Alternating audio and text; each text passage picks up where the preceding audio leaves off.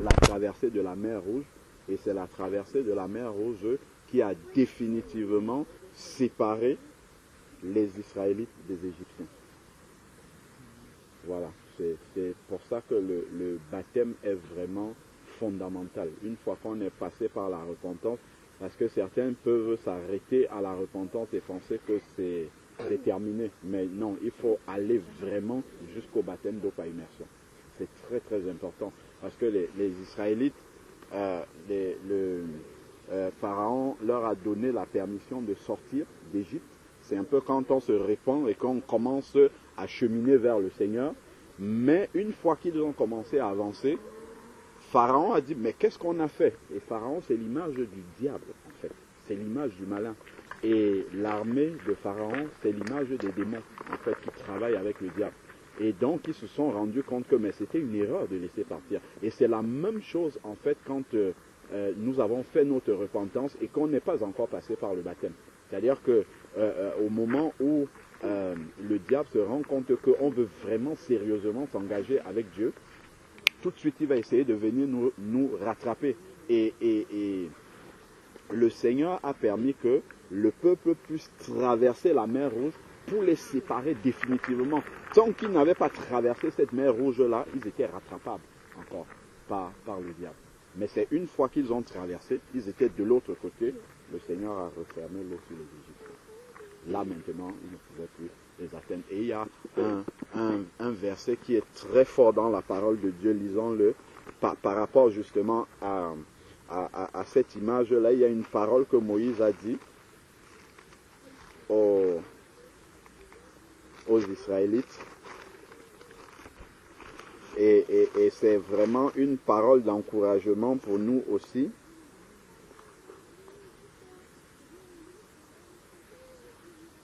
C'est Exode. Exode, c'est le deuxième livre de la Bible, chapitre 14, verset 13. 13 et 14. Hey! Waouh! Que Dieu vous bénisse, hein?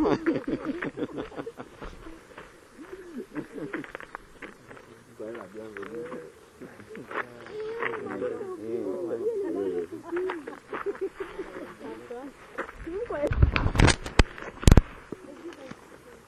Et donc justement, on expliquait que une fois qu'on est passé par la repentance, c'est le chemin de la sortie d'Égypte.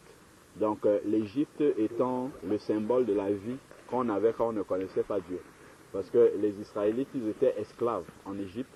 Et pour nous, ça représente l'esclavage du péché. Parce que ceux qui ne connaissent pas Dieu, ils ne savent pas qu'ils sont esclaves, ils pensent qu'ils sont libres. Ce qu'ils font, ils pensent que c'est par leur propre volonté qu'ils ont choisi de le faire. Mais en fait, ils sont inspirés et poussés par le diable pour faire ça. Parce qu'ils accomplissent la volonté du diable sans le vouloir. Pour accomplir la volonté de Dieu, il faut l'avoir décidé d'accomplir. Par contre, celle du diable, tu n'as pas besoin de décider. Il suffit juste de rester comme ça, de rejeter Dieu. Tu vas accomplir la volonté du diable naturellement. C'est pour ça que pour aller en enfer, on ne se prépare pas. Il suffit juste de rester, de ne pas accepter Dieu, tu y vas naturellement. Par contre, pour aller au ciel, il faut se préparer. C'est pour ça qu'il faut entrer par là, voilà, et persévérer jusqu'à la fin. Il y a vraiment une préparation à faire pour aller au ciel. Par contre, en enfer, pas besoin de se préparer. Donc, lorsque les Israélites ont commencé à cheminer, même s'ils sont sortis de l'Égypte, les Égyptiens pouvaient les rattraper encore. Le Pharaon pouvait les rattraper encore avec son armée. Mais c'est une fois qu'ils ont traversé la mer Rouge et étaient de l'autre côté, et Dieu a refermé la mer Rouge, là maintenant ils étaient séparés des Égyptiens. Là, ils avaient laissé les Égyptiens derrière eux, et maintenant ils étaient avec Dieu totalement, de l'autre côté. Et ils ont commencé une expérience totalement avec Dieu, sachant que le pouvoir des Égyptiens, le pouvoir du Pharaon ne pouvait plus agir sur eux, parce que lui, il était resté de l'autre côté de l'eau. Et ça, c'est vraiment une image forte par rapport au baptême. C'est que vraiment, la puissance des ténèbres, la puissance du diable qui pouvait agir sur toi, une fois que tu sors de là et étant véritablement repenti, c'est terminé. Elle ne peut plus agir. Le Seigneur dit dans Colossiens 1, verset 13, « Il nous a délivrés de la puissance des ténèbres et nous a transportés dans le royaume du Fils de son amour. Mais cette délivrance-là ne devient concrète, manifeste, c'est quand tu sors des eaux du baptême. Après que tu sois repenti. Parce que c'est quand tu sors des eaux du baptême, c'est quand Jésus est sorti des eaux du baptême que le ciel s'est ouvert. Et là, Dieu, on a entendu la voix du Père dans le ciel qui a dit, celui-ci est mon Fils. Et comme il est le chemin, c'est lui qui est le modèle. Donc quand un enfant de Dieu sort des eaux du baptême, c'est là que Dieu dit, celui-ci, il m'appartient. Et c'est écrit aussi dans la Bible, dans Acte 1, verset 41, que tous ceux, les 3000 qui sont passés dans les eaux du baptême, le jour de la Pentecôte, les 3000 ont été ajoutés à l'Église. Parce qu'ils ont reçu l'Esprit de Dieu à ce moment-là. Et là, en recevant l'Esprit de Dieu, on reçoit aussi le pouvoir de devenir enfant de Dieu. On le devient comme ça en recevant l'Esprit de Dieu. Et ça, c'est au moment du baptême que Dieu nous scelle réellement. Après la repentance, on devient réellement son enfant. Et là, on a l'autorité sur le diable maintenant. Il le dit dans Luc 10, verset 19. Voici, je vous ai donné le pouvoir sur les scorpions, les serpents et sur toute la puissance de l'ennemi. Une fois que tu es sorti de là, devenu enfant de Dieu, même si le diable même te présente devant, tu dis au nom de Jésus, je te chasse. Et il doit obéir parce que tu as l'autorité. Parce que tu as reçu l'Esprit de Dieu. Et c'est l'Esprit de Dieu en toi qui commande au diable de partir. Et il est obligé de partir et il sait qu'il doit partir. Mais tant que tu n'as pas validé encore, étant enfant de Dieu, même étant repenti, tant que tu n'as pas validé de passer dans les eaux du baptême, le diable peut contester. Tu dis au nom de Jésus, il dit, toi tu es qui? Tu n'es pas enfant du royaume. Et Dieu ne peut pas prendre ton parti, parce qu'il a raison. Le diable connaît les Écritures. Si le diable vient avec un verset auquel tu n'as pas obéi, Dieu ne peut rien faire. Il dit, oui, ok, il est repenti, mais il n'est pas passé dans les eaux du baptême.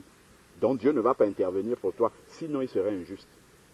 Donc même avec le diable, le Seigneur est juste. Donc regardons le verset que je voulais lire. C'est dans Exode chapitre 14, verset 13 à 14, qui montre vraiment la séparation que Dieu fait au moment où on passe dans les eaux du baptême. Il nous sépare réellement, totalement de la vie passée. C'est écrit, verset 13, Exode 14, Moïse répondit au peuple, soyez sans crainte,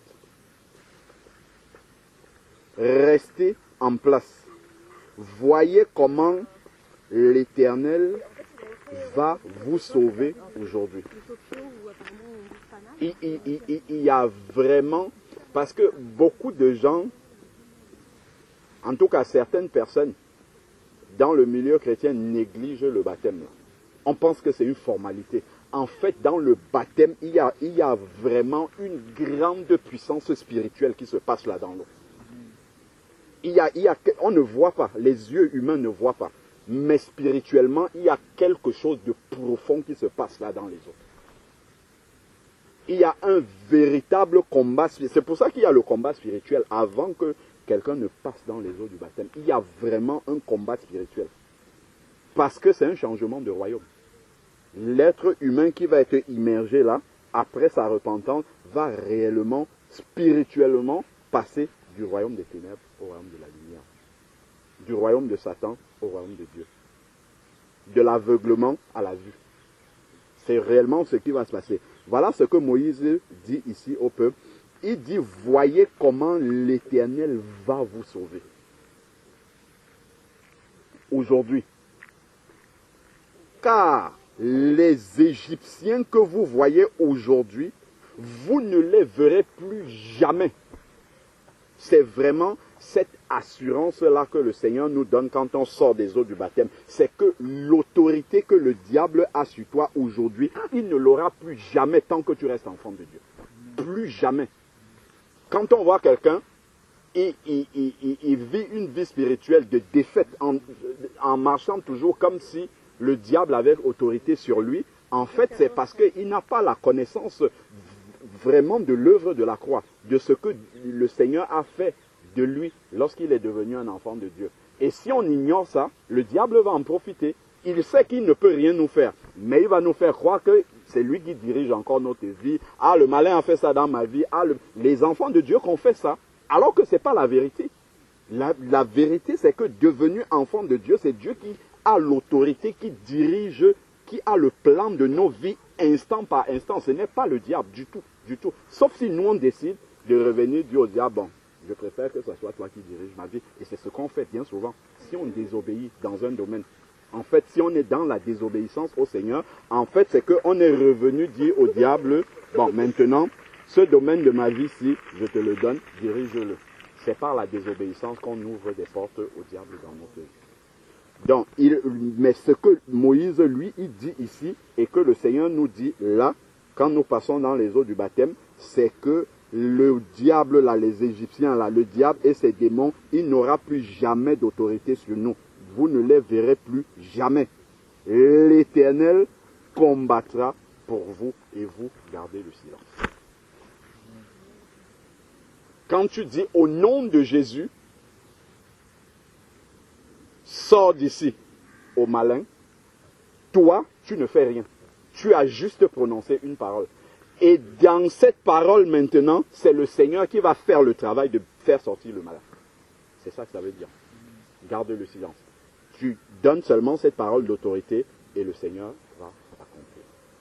Donc c'est vraiment cette assurance-là, simplement, que j'avais à cœur vraiment de vous donner, que vous preniez cette position en Christ, de savoir que maintenant, quand vous allez sortir là, vous êtes des enfants de Dieu. Même si ça fait une journée que vous êtes enfants de Dieu, vous avez la même autorité que celui qui a 50 ans dans le Seigneur, parce que c'est le même esprit qu'on a. C'est le même, exactement. Et cet esprit-là, c'est le même qui était en Jésus-Christ. Donc, voilà. Tu es devenu enfant de Dieu en passant par la repentance. C'est bien ça. Tu as renoncé à ta vie ancienne. D'accord. C'est ça le chemin. Maintenant, ce que tu as fait, cette démarche de repentance, de demander au Seigneur de pardonner tes péchés et de prendre l'engagement de le suivre. Ton cœur qui change, le diable ne le voit pas. Par contre, ce qu'on va faire là, ça il va le voir. Ça, il va voir ce qu'on va faire là maintenant. Et c'est une des raisons pour lesquelles le Seigneur, après la repentance, demande qu'on ait un engagement public. C'est ça, passer dans les eaux du baptême. L'engagement public de sa foi devant l'église du Seigneur, devant Dieu, devant ses anges, mais devant le diable aussi et ses démons. Parce que quand les Israélites traversaient la mer Rouge, les Égyptiens les voyaient traverser la mer Rouge.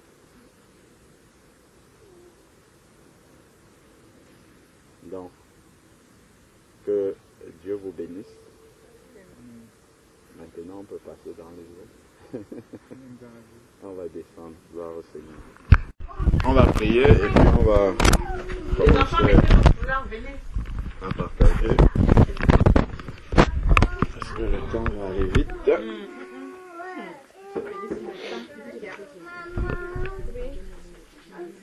a dit qu'on va mettre le foulard. Je vais mettre le foulard.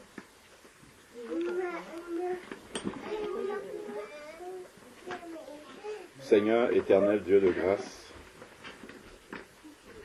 Père, merci parce que nous sommes réunis encore ici en ta présence. Merci pour cette maison, Seigneur Dieu, qui nous accueille aujourd'hui. Que ta grâce, ta bonté, ta paix puisse toujours y régner, Seigneur Père. Que ton nom, Seigneur Dieu, puisse toujours être invoqué dans cette maison.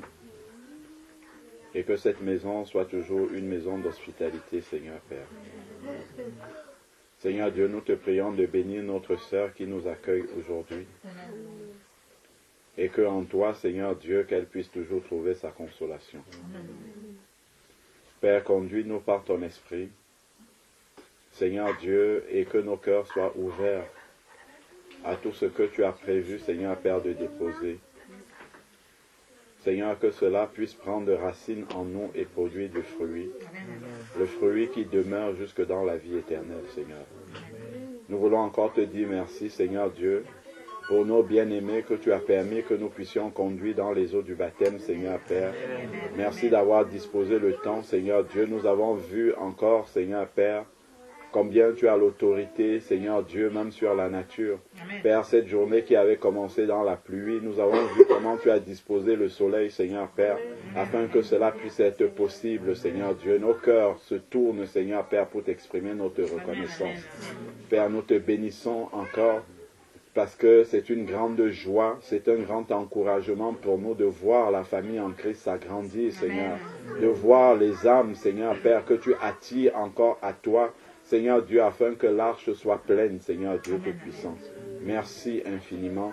Père, que nos cœurs soient encore ouverts et que tu apportes, Seigneur Dieu, ce dont nous avons besoin, Seigneur Père, pour avancer avec toi. Père, que toute la gloire te revienne au nom de Jésus-Christ. Amen. Avant de passer à autre chose, je vais commencer à partager quelques paroles avec la sœur Miphone là, qui nous visite aujourd'hui. Oui. Je vais mettre sur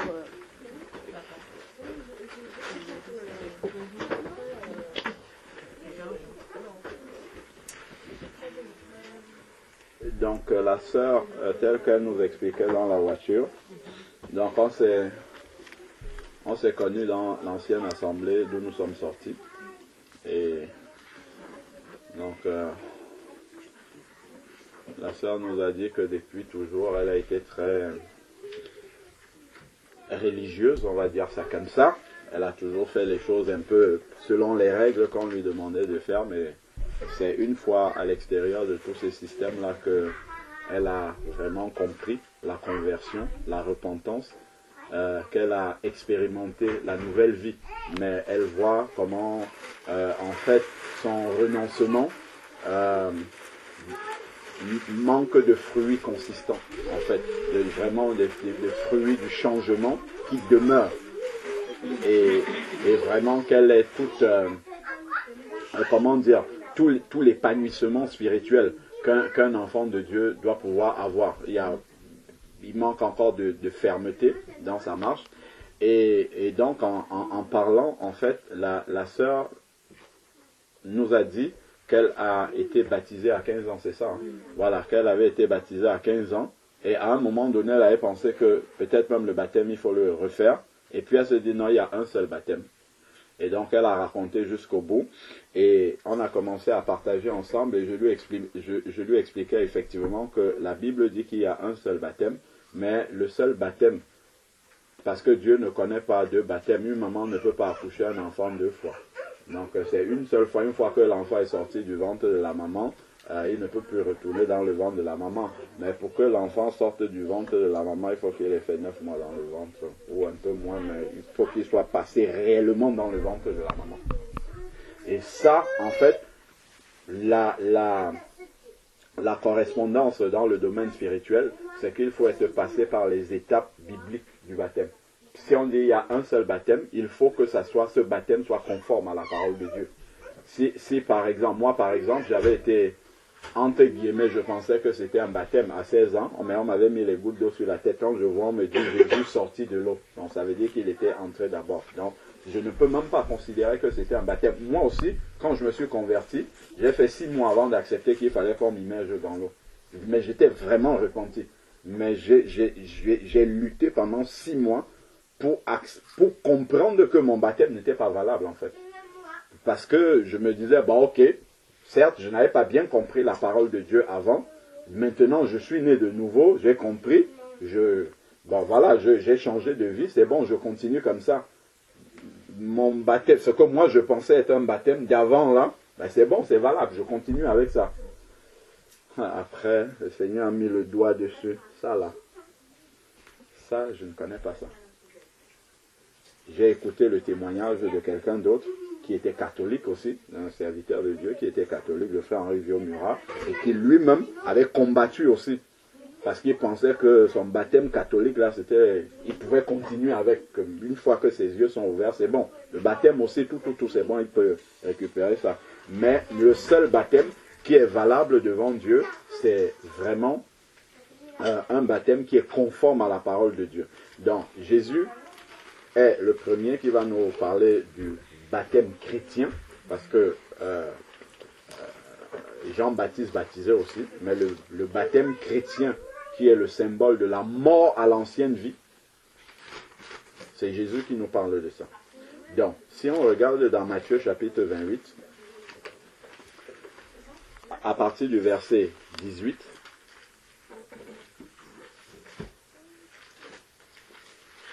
à 15 ans, c'est un pasteur qui t'avait baptisé? Oui. D'accord. Okay. Alors, dans Matthieu chapitre 28, verset 18,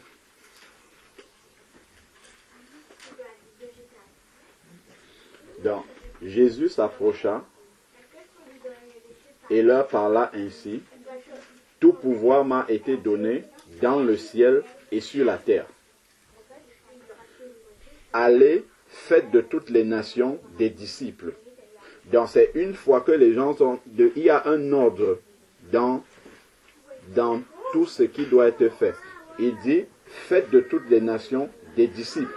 Une fois qu'ils sont disciples, baptisez-les au nom du Père, du Fils et du Saint-Esprit. Et c'est après qu'on va leur enseigner à observer tout ce que je vous ai prescrit. Pourquoi? Parce que c'est au moment du baptême qu'ils reçoivent l'Esprit Saint qui va leur permettre de comprendre les enseignements qu'ils vont recevoir. Si on commence par enseigner comme on fait un peu aujourd'hui, où on prépare les gens en faisant des cours de baptême, on enseigne quelqu'un qui n'a pas l'Esprit de Dieu, il ne peut pas comprendre ce qu'on lui enseigne. Pour comprendre la profondeur de la parole de Dieu, il faut avoir l'Esprit Saint pour le comprendre. Donc, déjà, ça, dans beaucoup de milieux chrétiens, on renverse ça. Et on commence d'abord par enseigner les gens en disant qu'il faut qu'ils comprennent ce qu'ils vont faire. Et on leur enseigne toute la parole de Dieu. Mais alors, ils n'ont pas l'Esprit de Dieu. Jésus, lui, il a dit, faites de toutes les nations des disciples. C'est d'abord ça. Et qu'est-ce que ça veut dire faire de quelqu'un un disciple? Allons dans Luc chapitre 24, c'est le dernier chapitre. Luc chapitre 24. Luc chapitre 24, on va prendre vers les derniers versets. À partir du verset 46. Verset 45 même. Luc 24, verset 45. Il est dit, alors, c'est Jésus, il ouvrit l'intelligence. Il ouvrit l'intelligence à ses disciples pour comprendre les Écritures. Même les disciples de Jésus ne comprenaient pas les Écritures jusqu'au moment où Jésus est en train de partir. Eux-mêmes ne comprenaient pas les Écritures. C'est normal, ils n'avaient pas l'Esprit Saint. Ils ne pouvaient pas comprendre les Écritures parce qu'ils n'avaient pas l'Esprit Saint. L'Esprit Saint, Jésus le leur a donné dans Jean chapitre 20. Après la résurrection, il est venu au milieu de ses disciples. Il a dit, recevez l'Esprit. C'est là qu'eux-mêmes sont nés de nouveau. Jean chapitre 20 à partir du verset 19. Le soir de ce jour, qui était le premier, on va revenir dans Luc 24 et dans Matthieu 28. Dans Jean chapitre 20 verset 19.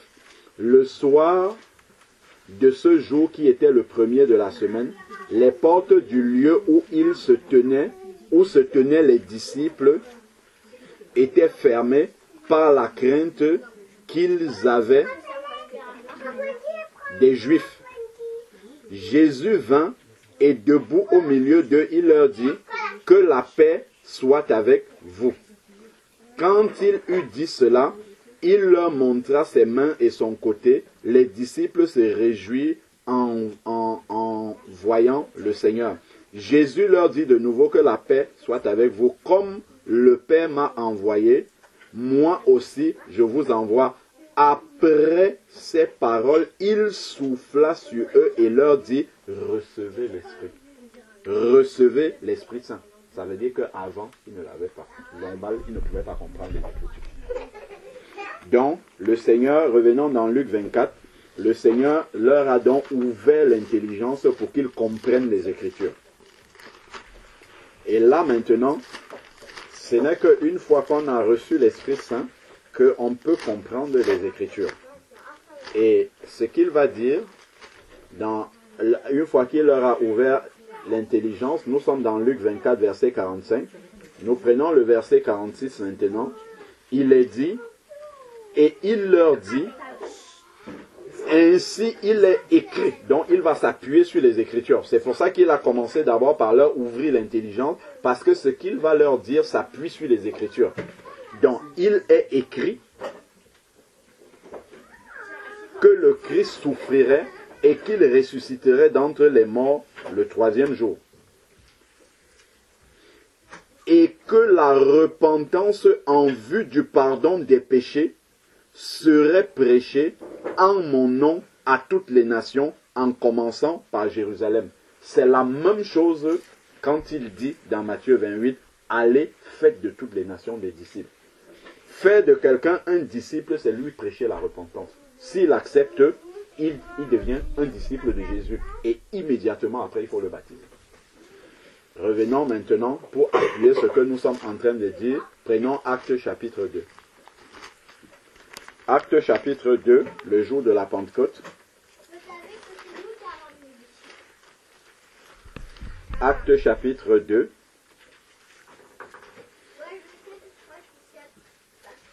Le jour de la Pentecôte, il est écrit à partir du verset 37. Donc, si on commence au verset 14, Pierre va prêcher le message de la résurrection de Christ. Et au verset 37, il y a quelque chose qui se passe. Après avoir entendu cela, ils eurent le cœur vivement touché. Donc, la démarche pour devenir un enfant de Dieu, c'est d'entendre la parole de Dieu. Il faut qu'il y ait une prédication. Il faut que le Seigneur nous ait parlé. Bon, quelqu'un peut prêcher ou même nous-mêmes on peut lire la Bible et donc ça va commencer par le contact avec la parole de Dieu. Et le cœur va être touché. Ils dirent maintenant à Pierre, parce que la parole de Dieu est un miroir qui nous montre comment nous sommes. Et quand on voit que l'image que la parole de Dieu nous renvoie n'est pas conforme à celle que Dieu veut qu'on ait, on comprend qu'il faut qu'on change. Et c'est là où il demande, frères, que ferons-nous à Pierre et aux autres apôtres. Pierre va leur dire, et c'est la même chose que Jésus a dit. Jésus a dit, faites de toutes les nations des disciples. 1. 2. Baptisez-les. 3. Enseignez. Pierre leur dit, repentez-vous. C'est la même chose que Jésus a dit, devenez faire des nations des disciples. C'est-à-dire, prêchez-leur la repentance. S'ils acceptent, ils deviennent des disciples. C'est la même chose que Pierre dit ici. Repentez-vous et que chacun de vous soit baptisé au nom de Jésus-Christ. Le baptême est une conséquence de la repentance. Un baptême sans repentance est un baptême qui n'est pas valable devant Dieu. Parce qu'en fait, ça n'a pas de signification biblique. Parce que le baptême, on va lire ça, allons dans Romains. Si nous prenons dans Romains chapitre 6, Romains c'est juste après Actes des Apôtres. Romains chapitre 6 nous explique à propos du baptême d'eau. Romains chapitre 6, à partir du verset 3. Romains chapitre 6, à partir du verset 3, dit: ignorez-vous que nous tous qui avons été baptisés en Jésus-Christ, c'est en sa mort que nous avons été baptisés. Verset 4, nous avons été ensevelis, c'est-à-dire enterrés, comme on disait tout à l'heure. Nous avons été ensevelis avec lui dans la mort par le baptême, afin que, comme Christ est ressuscité d'entre les morts, par la gloire du Père, de même, nous aussi, nous marchions en nouveauté de vie. Nous ne pouvons marcher en nouveauté de vie en sortant des eaux du baptême que si on est mort réellement à notre ancienne vie. que si on s'est repenti réellement de notre ancienne vie. Sinon, il n'y a pas de résurrection. C'est là où le baptême même prend sa signification. Il faut que l'ancienne vie soit réglée complètement par la repentance. Là, on peut enterrer cette ancienne vie-là. Mais si l'ancienne vie n'a pas été réglée, mis à nu devant le Seigneur par la repentance, qu'on a pris l'engagement de renoncer, en fait, si on nous plonge dans l'eau, ce n'est pas différent de prendre un enfant là, il ne sait pas de quoi il est question. Comme tu fais le bain à l'enfant, tu le plonges dans l'eau, il ressort pareillement. Il n'y a rien qui change. Spirituellement, il ne s'est rien passé. Rien du tout. Pour que spirituellement, il se passe quelque chose, quand on dit « je te baptise au nom de Jésus », il faut qu'il y ait eu la repentance préalable. Et là maintenant, quand on va dire « je te baptise au nom de Jésus », Jésus va valider la repentance. Le baptême, en fait, c'est valider la repentance. Allons dans Actes chapitre 2. On va continuer au verset 38. Actes chapitre 2, on était en train de lire le verset 38. Où Pierre a dit, repentez-vous et que chacun de vous soit baptisé au nom de Jésus. On a lu jusque là, mais il y a une virgule après. Après la virgule, il dit, pourquoi est-ce qu'on doit être baptisé? Il dit, pour le pardon de vos péchés. Normalement, quelqu'un qui est repenti peut dire, bon, ça y est, c'est bon, mes péchés sont pardonnés. Mais il dit ici là qu'on doit être baptisé pour le pardon de nos péchés.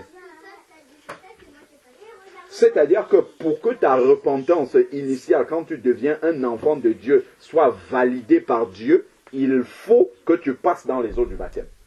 Parce qu'en passant dans les eaux du baptême, c'est là où Dieu va valider cette repentance-là.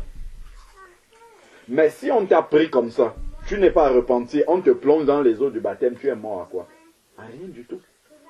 On enterre quelqu'un qui n'est pas mort. Est-ce qu'on enterre des vivants? Non. Ta vie ancienne, quand tu la vis encore pleinement, si on te prend vivant, on n'enterre pas quelqu'un qui est vivant. Il faut enterrer quelqu'un qui est mort réellement. Donc il a réalisé que cette vie ancienne-là n'est pas bonne devant Dieu. Et il dit, Seigneur, je me repens de cette vie-là. Et donc là maintenant, on va prendre cette vie-là dont il a renoncé et on va le débarrasser de cette vie-là en l'enterrant dans les eaux du baptême. Et comme ça, quand il sort avec une vie nouvelle. Regarde un peu ce qui se passe. Quand quelqu'un meurt, on ne va pas laisser cette personne-là au milieu des vivants. On va creuser le sol. Creuser, et on va mettre la personne dans un cercueil et on va ensevelir la personne dans la terre et on va recouvrir pour que entre la personne qui est morte, qui est restée dans la terre et ceux qui sont vivants, qu'il n'y ait pas de communication. Si on laisse un mort au milieu des vivants, qu'est-ce qui va se passer? L'odeur de la décomposition, de la putréfaction, parce que le corps va commencer à pourrir, ça va empester ceux qui sont vivants. L'odeur, la mauvaise odeur. Donc, imagine maintenant quelqu'un qui vit, il est vivant. Et sur ton dos, tu as un cadavre. Partout où tu vas, tu as un cadavre qui est sur le dos. Le cadavre commence à se décomposer sur toi. Toi qui portes ce cadavre-là, est-ce que tu peux être en santé? Quelqu'un qui est né de nouveau, qui n'est pas baptisé, il porte le cadavre de son ancienne vie sur lui. Donc il ne peut pas avoir une vie spirituelle établie. C'est normal parce qu'il y a encore une communication entre son ancienne vie et la nouvelle. Parce qu'il marche avec le cadavre de son ancienne vie sur lui.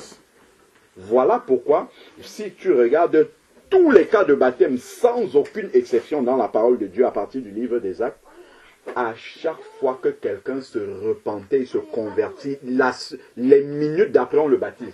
On ne le laissait même pas une journée comme ça. Même de nuit, il y a eu un cas dans Acte 16 où quelqu'un s'est converti. La nuit, on n'a pas attendu le matin, on l'a baptisé immédiatement. Pour qu'il y ait la séparation complète entre son ancienne vie et sa nouvelle vie. Si nous allons dans Acte chapitre 19. C'est l'exemple dont je te parlais tout à l'heure. Actes chapitre 19. Actes chapitre 19.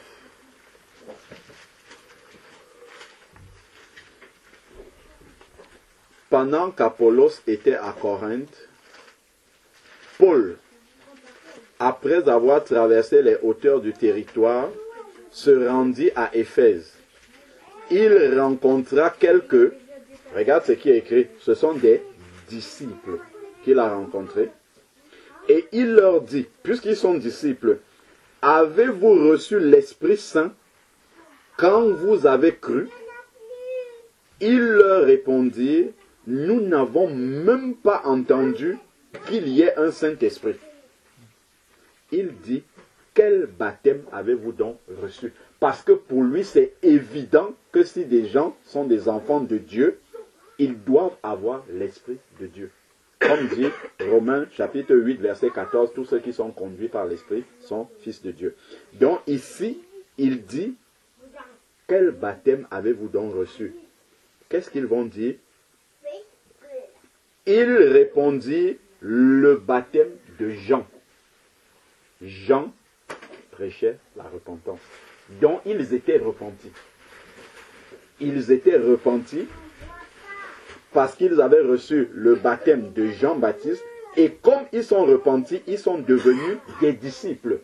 Et Jésus avait dit, faites de toutes les nations des disciples et ensuite baptisez-les. Donc eux, ils sont disciples parce qu'ils ont reçu le baptême de Jean, dont ils sont repentis. Il leur manque le baptême chrétien. Et Paul aurait pu dire, bon, ok, ben Jean immergeait aussi les gens. Hein. Il aurait pu dire, bon, oui, comme vous avez été immergés, c'est bon, vous êtes disciples, continuez. Paul n'a pas fait ça. Regarde ce qu'il... Alors Paul leur dit, Paul dit, Jean a baptisé du baptême de la repentance, Il disait au peuple de croire en celui qui venait après lui, c'est-à-dire en Jésus. Et Paul ne les a pas laissés partir. Il dit, sur ces paroles, il fut baptisé au nom de Jésus. On ne dit pas qu'ils ont été rebaptisés. Pourtant, ils avaient reçu le baptême de Jean. Mais on ne dit pas qu'il fut rebaptisé, on dit qu'il fut baptisé. Parce que le baptême de Jean n'est pas le baptême que Jésus avait demandé. Tu vois? Effectivement, il y a un seul baptême. Parce que le seul baptême valable, biblique, chrétien, c'est celui que Jésus a demandé. C'est pour ça qu'on dit, sur ces paroles, il fut baptisé au nom de Jésus. Pas il fut rebaptisé.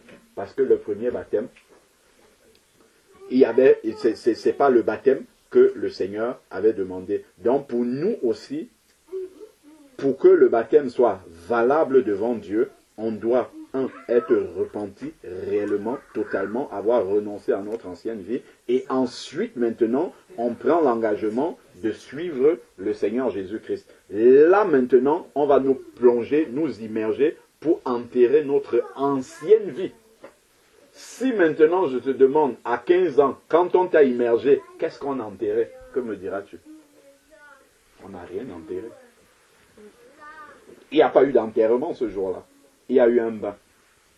Tu as juste fait un bon bain et tu es ressorti tel que tu étais. Regarde ce que Paul dit dans Acte 26, c'est juste à côté. Acte chapitre 26, versets 19 et 20. Acte chapitre 26, versets 19 et 20. Il est dit, en conséquence, roi Agrippa, je n'ai pas désobéi à la vision céleste, mais à ceux de Damas d'abord, puis de Jérusalem, dans tout le pays de Judée, puis aux païens, j'ai annoncé la repentance et la conversion à Dieu. Repentance toujours, ça c'est vraiment le chemin de la nouvelle naissance. Ça commence par la repentance. La conversion à Dieu, il n'a pas parlé du baptême ici, mais c'est validé d'abord par le baptême. Et maintenant, il dit suivi de la pratique des œuvres dignes de la repentance. Donc, le baptême doit être suivi d'un changement radical de vie. Parce qu'on est passé par la mer Rouge, on a laissé l'Égypte derrière et on est de l'autre côté maintenant. Donc, si déjà un baptême n'est pas suivi d'un véritable changement de vie, il faut se poser la question, est-ce que mon baptême est valable? Est-ce que réellement, parce que 2 Pierre 3, verset 18, va nous expliquer aussi que le baptême est un engagement de bonne conscience. La bonne conscience devant Dieu. Est-ce que sorti des eaux du baptême, réellement j'ai réalisé que maintenant tout ce que je vais faire, c'est devant Dieu que je vais le faire. Toute décision que j'aurai à prendre, je vais la confronter à la volonté de Dieu. Je vais demander au Seigneur, Seigneur, qu'est-ce que tu penses de ce que je vais faire? Ce que je vais faire, est-ce que c'est conforme à ce que tu recommandes dans ta parole? Parce qu'avant, nous étions tous errants, chacun suivant sa propre voie. Donc je fais ce que je veux. Tant que ça me va bien, je le fais sans me préoccuper de ce que Dieu veut.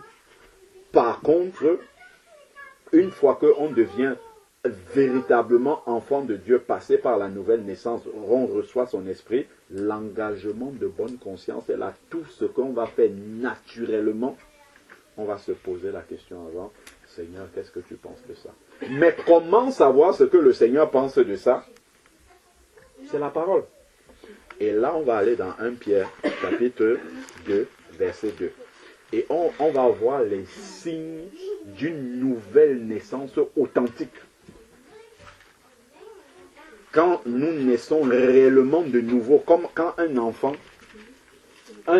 naît physiologiquement, il y a des signes que l'enfant manifeste. Un enfant va sortir du ventre, il va commencer par crier. Si un enfant sort du ventre et il ne pleure pas, là, on va comprendre déjà qu'il y a quelque chose qui ne va pas. L'enfant, au bout d'un moment, va commencer à réclamer le lait, le sein maternel. Naturellement, si on lui donne de l'eau, si on lui donne même le jus, c'est le sein maternel qu'il veut.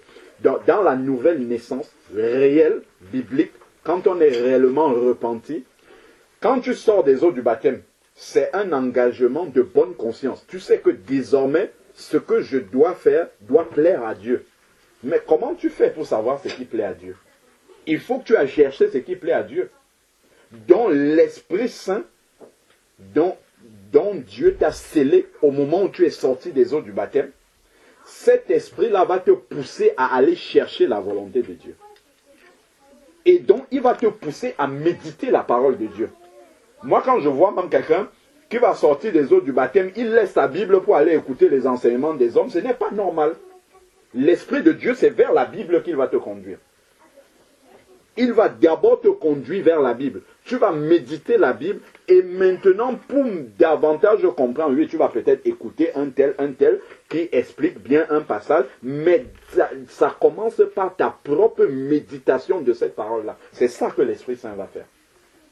Pour quelqu'un qui est réellement né de nouveau, il va t'attirer vers cette parole-là qu'il a inspirée parce que c'est la parole de Dieu et qui te montre la volonté de Dieu devant laquelle tu as pris un engagement de bonne conscience en passant dans les eaux du baptême. Parce que tu t'es engagé à obéir à cette parole-là. Ben, si tu ne la connais pas, comment tu vas pouvoir obéir? Donc, 1 Pierre, chapitre 2, nous montre les signes d'une authentique nouvelle naissance, des exemples de signes. Verset 2, 1 Pierre 2, 2, dit, désirez comme des enfants nouveau-nés le lait. Les enfants nouveau-nés réclament le lait. Et il précise que c'est le lait non frelaté, c'est-à-dire le lait non frelaté de la parole, c'est la saine doctrine. Si vous donnez à un enfant une substance autre que le lait maternel, l'enfant n'accepte pas ça. Si quelqu'un est réellement né de nouveau et qu'on lui donne des fausses doctrines, normalement, s'il est réellement né de nouveau, en peu de temps, il va se rendre compte que ça, ce n'est pas la parole de Dieu. Ça, ce n'est pas la parole du maître. Il y a des choses qui sont erronées là-dedans. Et donc, il dit désirer comme des enfants nouveau-nés. Un enfant nouveau-né n'a pas besoin qui est en bonne santé, il n'a pas besoin si on ne lui donne pas son lait, qu'est-ce qu'il va faire? Il va pleurer. Il va pleurer naturellement pour qu'on lui donne, jusqu'à ce qu'on lui donne le lait. Quand on va lui donner le lait, là, il va se taire. Mais tant qu'on ne le lui a pas donné, il va pleurer. Donc, quelqu'un qui est réellement né de nouveau, c'est comme ça qu'il va désirer cette parole-là. Et un enfant nouveau-né, il va peut-être avoir 4-5 tétés par jour. De la même manière, quelqu'un qui est né de nouveau, au moins 4-5 fois par jour, ou bien toute la journée, même s'il n'a pas la Bible ouverte, sa pensée, son cœur sera en train de méditer sur la réalité de la parole de Dieu, sur les vérités de la parole de Dieu. C'est vers ça que son cœur sera attiré. Et c'est de cette manière-là, en fait, que tout ce qui est autre que la parole du Seigneur, les choses de la vie de tous les jours, tout cela va prendre une place secondaire dans sa vie. Et toute la place de la nouvelle vie va occuper, ça sera l'objet de sa pensée. Donc, afin que vous croissiez pour le salut, parce que quelqu'un qui est né de nouveau, ça ne s'arrête pas au baptême.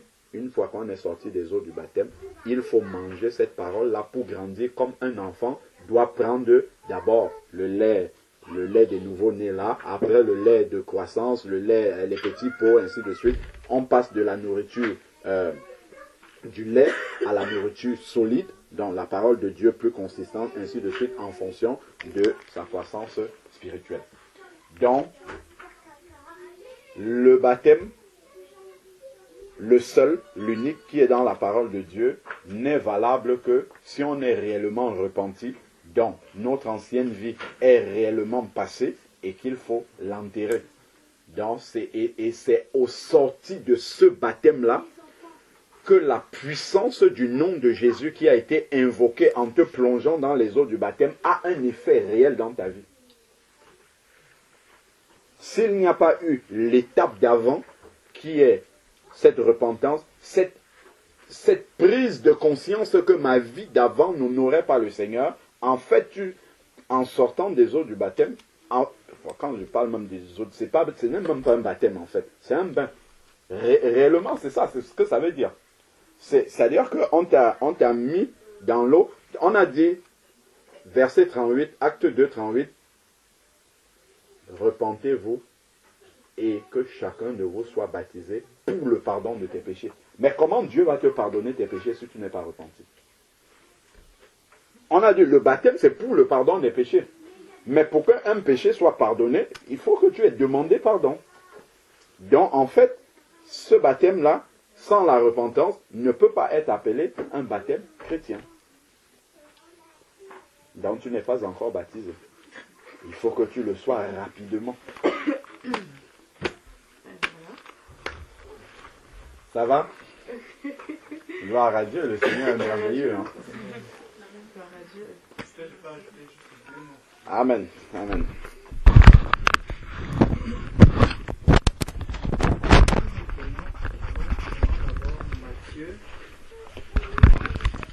Prenons Matthieu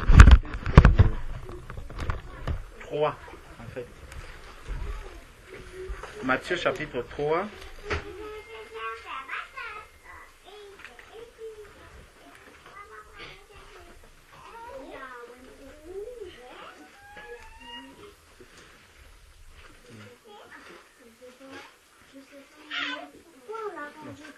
Avant d'aller dans Matthieu chapitre 3, prenons d'abord Matthieu 21. Matthieu chapitre 21. À partir du verset 28.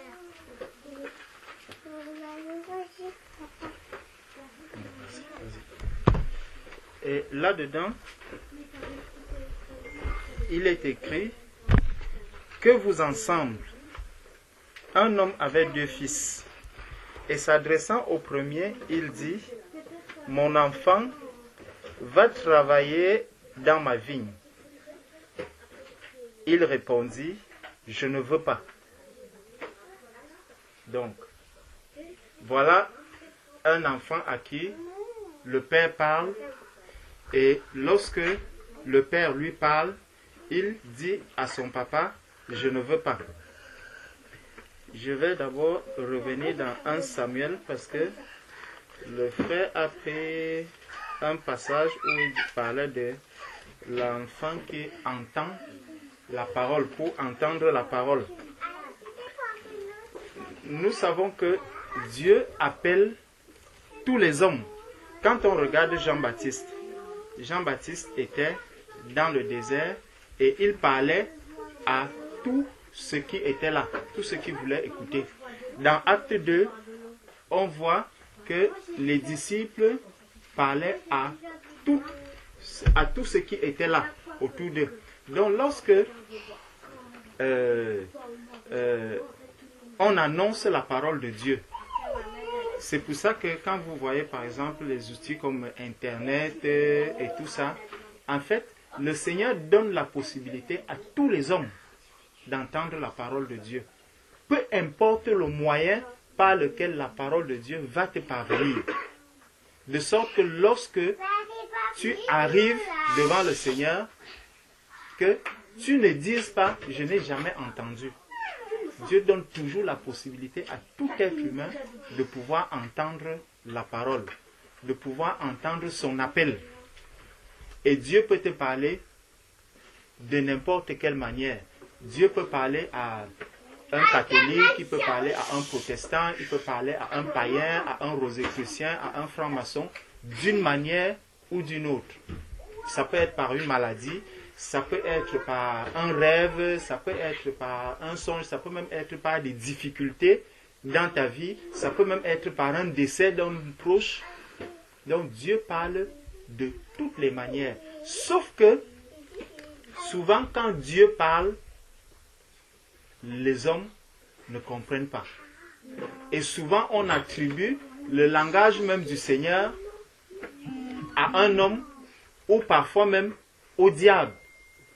On peut même dire, ah, Satan est en train vraiment de me cribler en ce moment, Satan est en train de me faire ceci, j'ai perdu mon père, j'ai perdu ma mère, j'ai perdu telle personne. Souvent, le langage du Seigneur, l'être humain ne le comprend pas. Et nous avons un exemple. Allez là-bas, laissez. Nous avons un exemple. Allez là-bas. Un exemple dans 1 Samuel. Si nous prenons 1 Samuel, on va revenir dans Matthieu 21. En prenant 1 Samuel, nous voyons que Samuel, bien qu'étant jeune, servait déjà le Seigneur. Il servait quelqu'un en fait. Et certainement là où il se trouvait, on lui a parlé de ce Dieu et il savait qu'il servait l'Éternel. Mais, bon, au chapitre 3, 1 Samuel chapitre 3, le verset 1, on nous rappelle, le jeune Samuel était au service de l'Éternel devant Élie.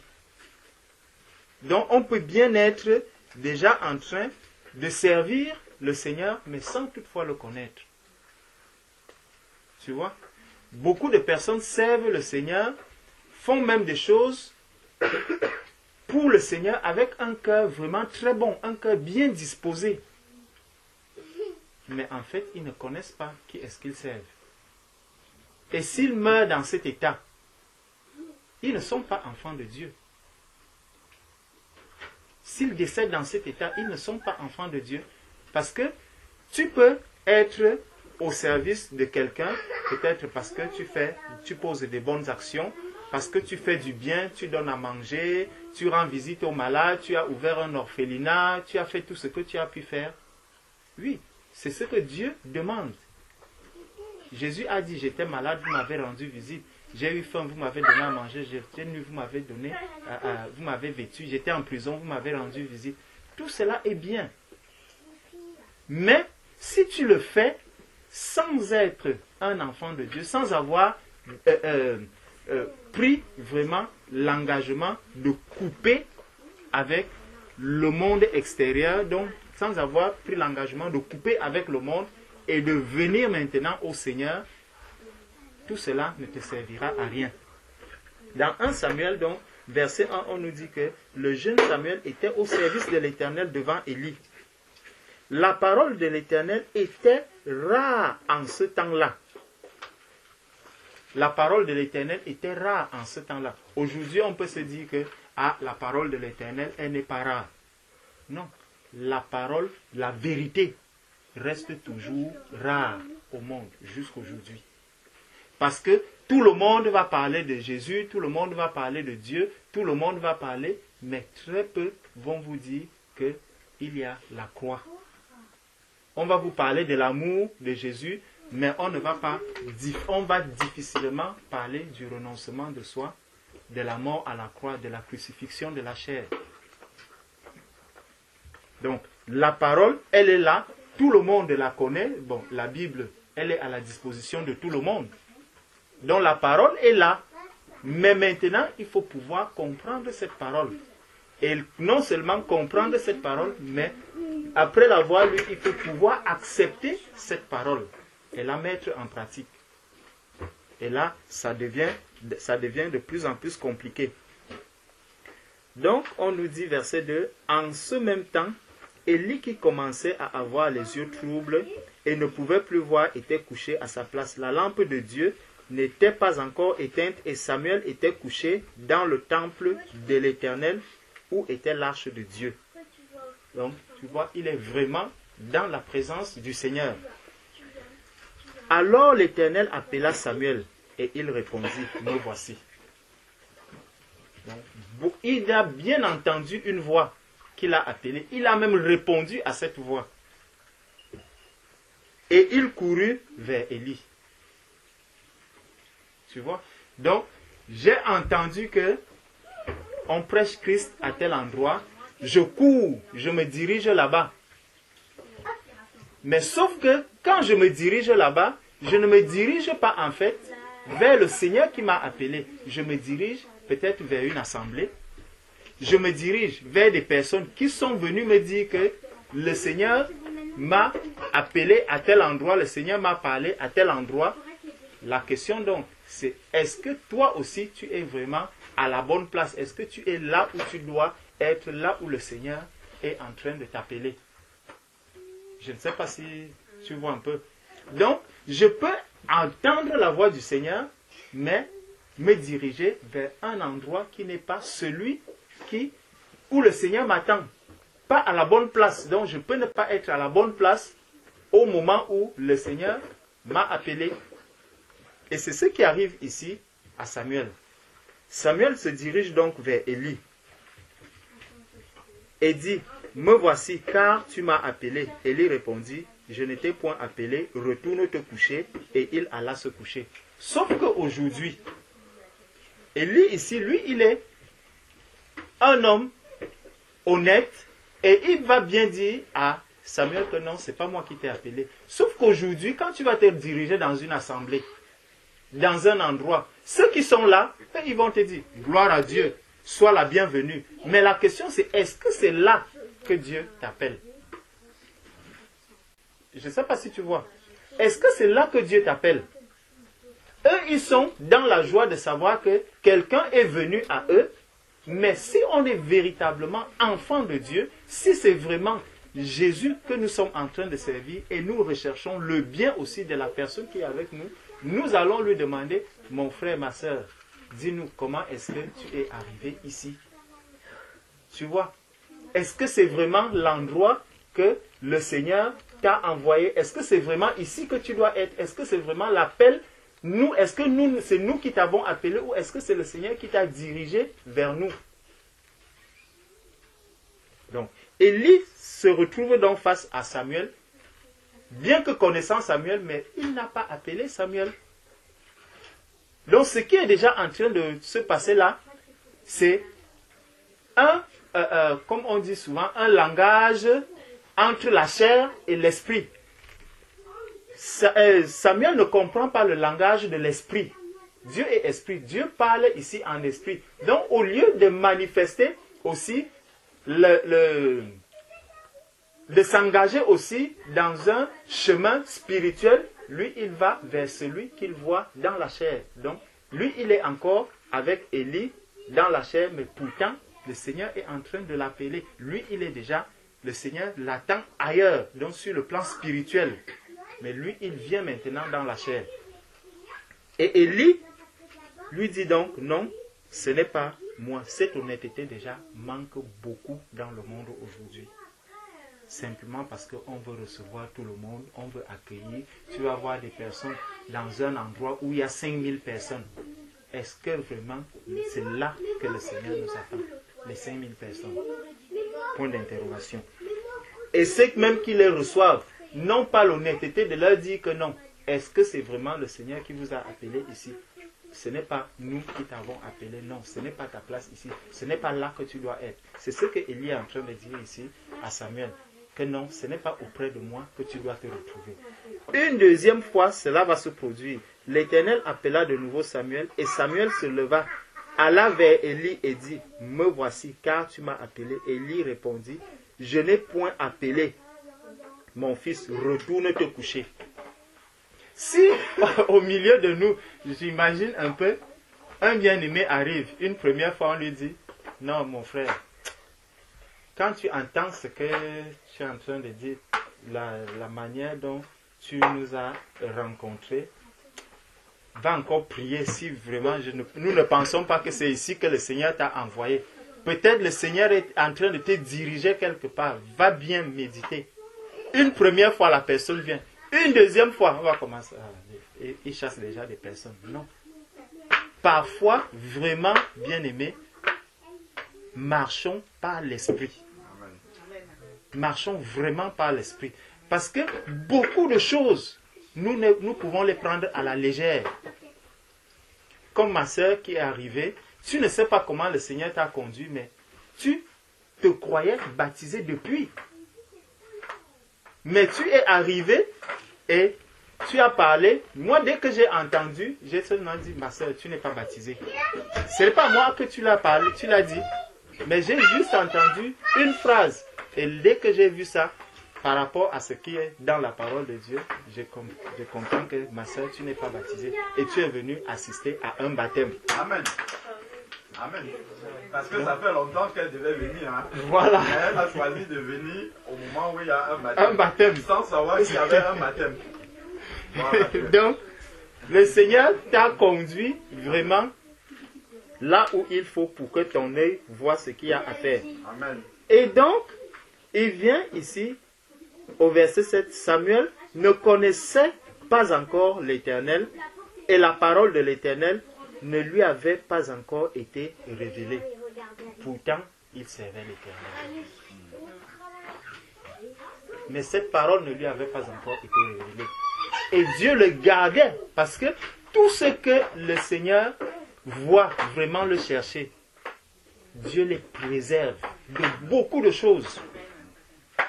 Tu peux être au service du Seigneur, tu sers le Seigneur, mais quand le Seigneur regarde ton cœur, il voit que ça, il y a beaucoup d'amour ici. Cette personne me cherche véritablement, mais il n'est pas encore tombé à la bonne place. Et c'est comme ça qu'il va te guider, jusqu'à ce que tu reçoives vraiment la vérité et que tu décides. Donc au verset 8, l'Éternel appela de nouveau Samuel pour la troisième fois. Et Samuel se leva, alla vers Élie et dit, me voici, car tu m'as appelé. Élie comprit que c'était l'Éternel qui appelait l'enfant. Et il dit, Samuel, va, couche-toi. Tu vois, là, couche-toi. Donc, dors. Les choses ne vont plus se passer comme tu l'imagines. Et si l'on t'appelle, tu diras, parle Éternel, car ton serviteur écoute. Et Samuel alla se coucher à sa place. L'Éternel vint et se présenta, et il appela comme les autres fois Samuel. Samuel. Et Samuel répondit, parle, car ton serviteur écoute. Alors l'Éternel dit à Samuel, voici, je vais faire en Israël une chose qui étourdira les oreilles de quiconque l'entendra. Tu vois, donc le Seigneur avait un message à donner à Samuel. Et il fallait que Samuel, comme il ne connaissait pas encore le Seigneur, comme il n'avait pas encore compris, parce que lorsque le Seigneur va parler ici à Samuel, Samuel est déjà disposé à écouter vraiment le Seigneur. Parce que dans les trois premières phases, si même le Seigneur venait agir en vision, peut-être Samuel allait être étourdi. Il n'allait pas prendre cela au sérieux. Mais il fallait vraiment qu'il se dirige vers un homme de Dieu et que l'homme de Dieu lui ouvre les yeux en lui disant, écoute, ce que tu entends là, ça ne vient pas d'un homme, ça vient de Dieu.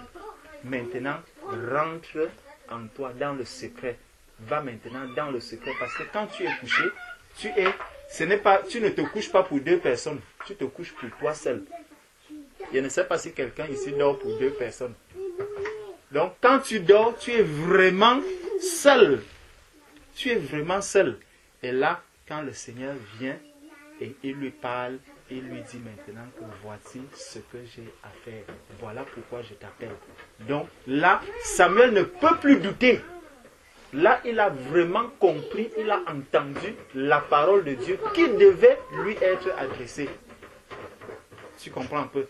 Ce n'est pas que quelqu'un viendra encore lui dire que ceci, cela. Non, c'est Dieu lui-même qui est venu lui parler et l'avait déjà disposé. Il l'a préparé pour qu'il comprenne ce message. Bon. Donc, ça c'était juste par rapport à la manière dont le Seigneur va souvent parler à ses enfants, qu'il aime, ceux qui le cherchent. Quand on revient donc maintenant dans Matthieu 21 où nous étions, donc ça c'était juste une parenthèse. Quand on revient maintenant dans Matthieu 21, verset 28, le Seigneur va donc nous dire que vous ensemble, un homme avait deux fils, et s'adressant au premier, il dit, mon enfant va travailler aujourd'hui dans ma vigne. Donc il lui donne un ordre. Il répondit, je ne veux pas. Ça c'est comme ça que tous ceux qui sont dans le monde se comportent.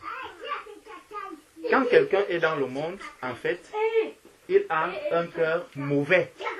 Il a un cœur rebelle. Il est dans la rébellion parce que nous tous qui étions dans le monde, nous étions dans la rébellion. Quand quelqu'un vient, arrête, on ne me parle pas comme ça. Hein.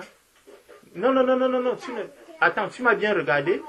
Tu crois que si tu portes le pantalon, je porte aussi le pantalon. On peut même porter le même pied du pantalon. Si tu... Donc, ça c'est, en fait, la rébellion, c'est comme ça le cœur de celui qui est dans le monde. Donc, quelqu'un qui ne connaît pas encore le Seigneur. Mais, quand bien même, le Seigneur te parle de certaines choses, le Seigneur veut te montrer certaines choses, il t'annonce certaines choses, mais, comme ton cœur n'est pas encore disposé, la première chose, c'est que tu vas rejeter, tu vas refuser. Et les yeux doivent donc s'ouvrir. Donc, il dit directement, je ne veux pas. On nous dit, ensuite, il fit quoi? Il se repentit. Tu vois? Et dès qu'il se repent, et il y alla. Il s'est repenti et il est allé. Donc, la repentance lui a donné maintenant d'avoir une autre attitude. Tu vois, la repentance lui a donné d'adopter un autre comportement qui est contraire à celui de départ. Au départ, il a refusé. Mais maintenant, dès qu'il s'est repenti, il s'en est allé. Avant de continuer, revenons à Matthieu chapitre 3. Matthieu chapitre 3, ça c'est Jean-Baptiste qui est là. Dans Matthieu chapitre 3, verset 2, on nous dit, bon, disons les deux premiers versets d'abord. En ce temps-là parut Jean-Baptiste prêchant dans le désert de Judée. Il disait, repentez-vous, car le royaume des cieux est proche. Ça, c'est ce que Jean-Baptiste prêchait. Là, dans Matthieu 21, on a vu qu'il y a eu un changement. Quelqu'un a d'abord dit non, donc il était dans la rébellion au départ. Dès qu'il s'est repenti, donc dès qu'il a compris ce que Jean-Baptiste, donc il a utilisé le remède que Jean-Baptiste est venu donner aux hommes. Le remède que Jean-Baptiste est venu donner aux hommes. Dès qu'il a pris ce médicament, il a consommé, la guérison est venue à lui et on nous dit que ça a totalement changé. Tu vois? Donc, dès qu'il prend le remède de Jean-Baptiste, que le Seigneur lui a dit, va donner ce médicament-ci aux hommes. Dès qu'il a pris ce médicament, c'est comme si dans son cœur, les choses ont changé et on nous dit, il est parti, il s'en alla. Bon, revenons dans Matthieu 3 et au verset 8. Bon, à partir du verset 7 même. C'est encore Jean-Baptiste qui parle. Mais voyant venir à son baptême beaucoup de pharisiens et de sadducéens, il leur dit, Matthieu 3 à partir du verset 7. Mais voyant venir à son baptême beaucoup de pharisiens et de sadducéens, il leur dit, race de vipères, qui vous a appris à fuir la colère à venir? Qui vous a appris à fuir la colère à venir? Donc tu vois que, en fait, le baptême que Jean-Baptiste, la repentance que Jean-Baptiste annonce, il dit ici que ça permet aussi aux hommes, ça permet aussi de fuir la colère à venir. C'est ce qu'il est déjà en train de leur dire. Donc pour échapper à la colère à venir, tu dois te repentir. Tu vois un peu? Donc regarde juste le médicament, le remède que le Seigneur a donné. La repentance. Qui permet, parce qu'il dit, qui vous a appris à fuir la colère à venir? Donc, la colère à venir, pour échapper à la colère à venir, il faut d'abord passer par la repentance. Si tu ne passes pas par la repentance, et c'est pour ça que tous ces hommes, Jean-Baptiste les avait déjà vus, que c'est des gens qui viennent à lui et qui veulent échapper à cette colère à venir. Ce n'est pas ce que Jésus a dit, hein. Ce n'est pas ce que Jésus a dit. Mais Jean-Baptiste, lui, il leur révèle cela, qu'il y a un mystère dans ce que je suis en train de faire. L'annonce que je vous fais au sujet de la repentance, c'est que ceux qui passent par la repentance ici échappent à la colère à venir. Mais vous, qui vous a appris à échapper à cela? Et la raison pour laquelle il leur pose la question, verset 8 maintenant, il dit, produisez donc du fruit digne de la repentance. Il y a un fruit qui naît immédiatement de la repentance. Et c'est ce fruit-là qui vient ici dans Matthieu 21. On voit dès qu'il s'est repenti, on nous dit, il alla, il est parti. Tu vois un peu? Donc, le fait que quelqu'un se repente te donne immédiatement l'accès à un changement de comportement. Et tu t'engages à une autre voie. C'est pour ça que quelqu'un qui va dire, je suis baptisé, mais je ne me suis pas repenti, en fait, il ne comprend pas ce qu'il a fait. Il ne comprend pas ce qu'il a fait. Dieu est complet. Dieu ne fait pas les choses à moitié. Il ne peut pas demander à quelqu'un de montrer, de révéler aux gens que non, ça c'est la colère. Ceux-ci, ils vont fuir la colère. Donc si quelqu'un passe déjà par la repentance, le cœur va changer et il passe d'un domaine à un autre domaine. Et la miséricorde de Dieu le conduit automatiquement au baptême et à tout ce qui s'ensuit. Et donc, en continuant ici, cela va être confirmé par la suite. Donc, il dit, s'adressant, verset 30, s'adressant à l'autre, il dit la même chose. Et ce fils répondit, je veux bien, Seigneur. Et il n'y alla pas. Tu vois, ça c'est quelqu'un qui a un bon cœur, il dit, je suis bon. Bon, je vais faire les choses, je vais faire tout ce qui... Mais en fait, puisque cela n'est pas une œuvre même humaine, cela n'est pas une œuvre humaine. Même se repentir de ses péchés, ma sœur, cela ne vient pas d'un homme. Cela ne vient pas d'un homme. toutes ces personnes que tu vois qui font du bien et autres, demande-lui de se repentir. Si tu dis à quelqu'un, répands-toi, peut-être il va prendre l'arme et tirer sur toi. Ton supérieur, peut-être ton professeur ou ton supérieur hiérarchique dans ton lieu de travail, si tu lui demandes de se repentir, qu'est-ce que tu dis là? Tu me prends pour quelqu'un qui pêche? Tu me prends pour quelqu'un qui vole? On t'a dit que j'ai volé et tout. En fait, il ne connaît pas, il ne sait pas que, en fait, l'état dans lequel il se trouve, il est un pécheur. S'il n'a pas encore accepté le Seigneur, il est un pécheur. Tu peux te voiler les yeux en disant, non, moi je fais du bien, je ne vole pas, je ne fais pas ceci. Mais parce que tu n'as même pas accepté le Seigneur, tu es dans le péché, tu es un enfant du diable. Donc, il vient donc, il dit, je veux bien le faire, mais il n'y alla pas. Maintenant, la suite. Verset 31. Lequel des deux a fait la volonté du Père? Donc, faire la volonté du Père implique quelque chose. Ça demande quelque chose avant. Donc, pour faire la volonté du Père, il faudrait que tu passes par la repentance pour pouvoir faire la volonté de Dieu par la suite. Celui qui n'est pas passé par la repentance ne pourra pas faire la volonté du Père par la suite. Tu vas continuer à faire les choses, mais par la chair. Tu comprends? Tu vas continuer à vouloir faire les choses, forcer les choses, mais ça sera l'impulsion de ta chair, de ta propre chair. Parce que tu vois les bien-aimés autour de toi qui rendent visite aux malades, qui font des choses, tu vas dire, bon, moi aussi, je vais faire. Mais en fait, la coupure ne s'est pas encore opérée. Tu n'as pas encore pris le médicament que Jean-Baptiste a apporté. Bon. Donc, il vient dire, le premier, donc, verset 31, lequel des deux a fait la volonté du Père? Ils répondirent, le premier, et Jésus leur dit, je vous le dis en vérité, les publicains et les prostituées vous dévanceront dans le royaume de Dieu. Pourquoi ils vous dévanceront? Parce qu'ils se seront repentis de leurs péchés. Amen. Tu vois? Donc, parce qu'ils se seront repentis de leurs péchés. Et c'est pour ça que, quand on regarde Jésus qui meurt à la croix, on voit ce brigand qui se répand de ses péchés.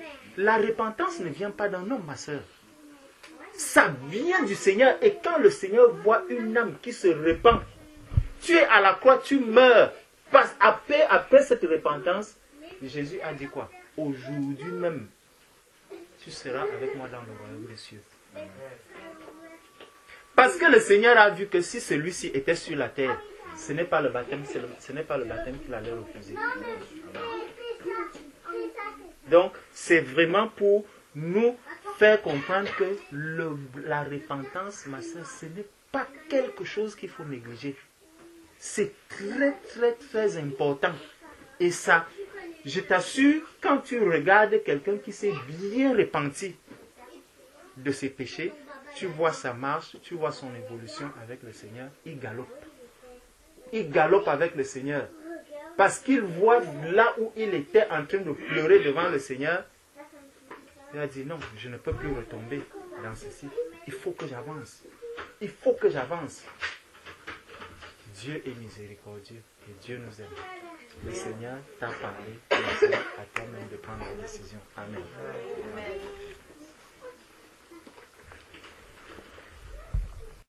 Ainsi de suite, et comme le frère le relevait, il a bien organisé les choses pour te montrer vraiment que c'est lui qui est en train de te conduire.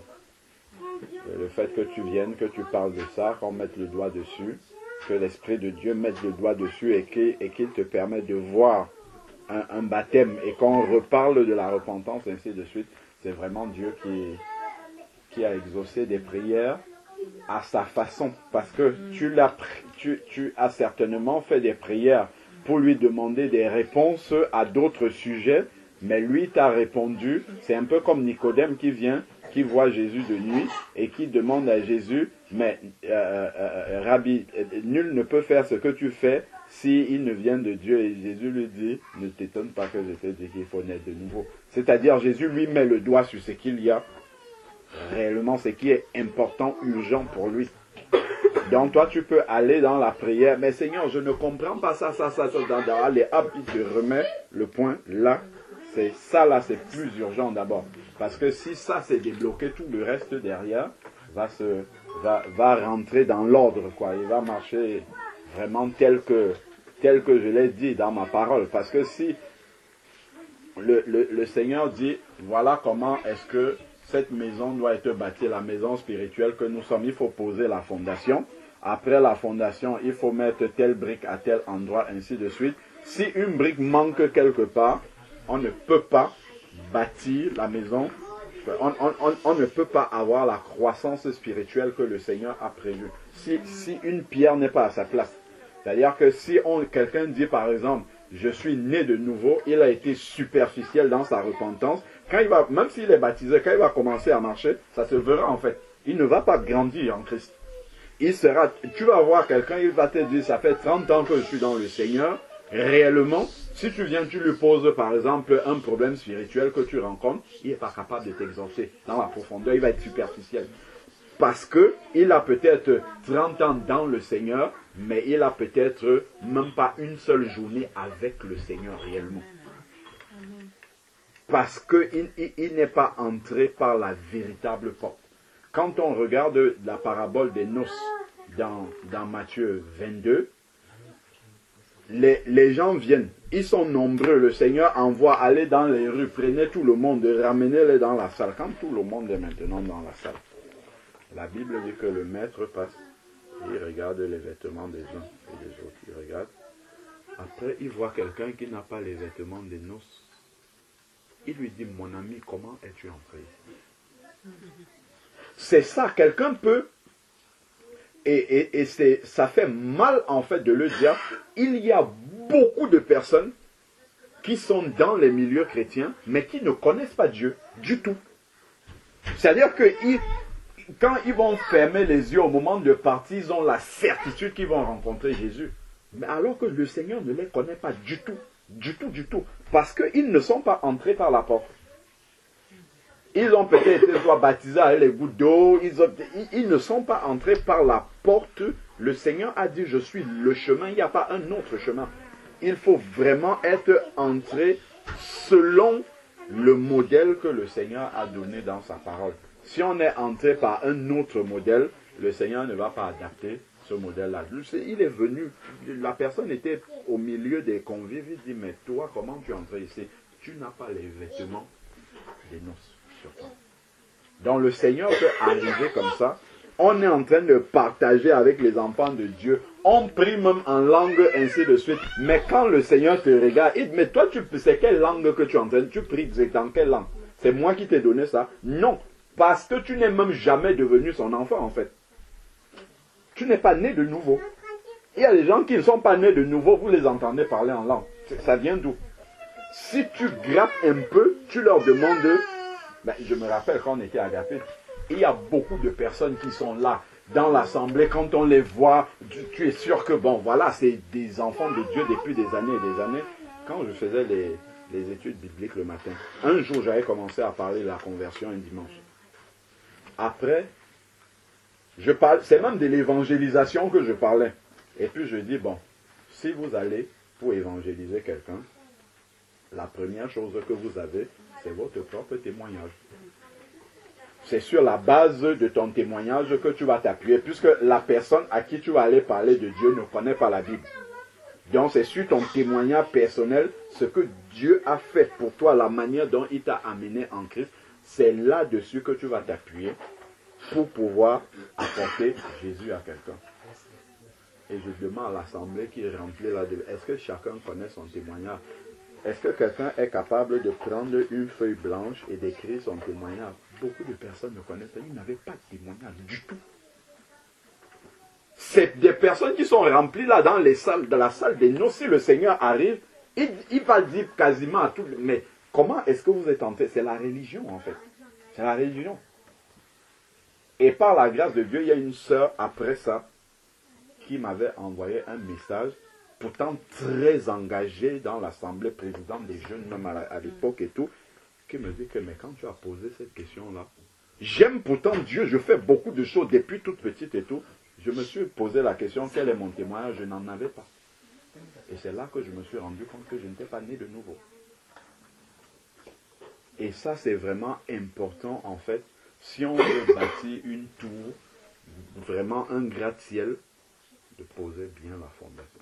Si on rate la fondation, tout ce qu'on va bâtir là, c'est un château de sable. À un moment donné, ça va s'écouler parce qu'on n'a pas bâti sur le fondement de la parole.